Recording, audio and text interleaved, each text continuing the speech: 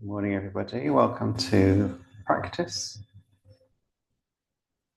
My name is Caspar, and this morning I've asked Satya to kick us off by reading a poem for Samhain by Anne Fitch.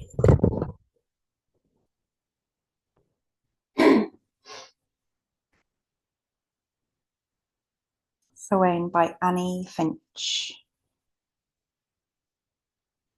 In the season, leaves should love, since it gives them leave to move towards the wind, towards the ground they were watching while they hung. Legend says there is a seam stitching darkness like a name. Now, when dying grasses veil earth from the sky in one last pale wave, as autumn dies to bring winter back and then the spring, we who die ourselves can peel back another kind of veil that hangs among us like thick smoke. Tonight, at last, I feel it shake. I feel the nights stretching away, thousands long behind the days, till they reach the darkness where all of me is ancestor. I move my hand and feel a touch move with me. And when I brush my own mind across another, I am with my mother's mother. Sure as footsteps in my waiting self, I find her, and she brings arms that carry answers for me, intimate, awaiting bounty. Carry me. She leaves this trail through a shudder of the veil and leaves, like amber where she stays, a gift for her perpetual gaze. Thank you. So fun. I know, don't you want to read it later? So later I will talk about the lessons Buddhists can learn from Samhain, but now we move into a period of meditation, an invitation to find your center physically before we begin. Noticing, is your pelvis tilted forwards or backwards? Can you bring that into the middle way, into a more central feeling?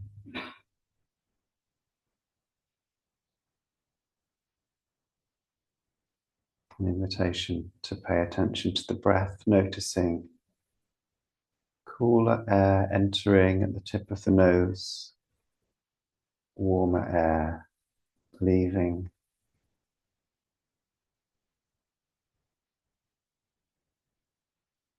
And as the air comes in, you can imagine the light of the Buddha touching you.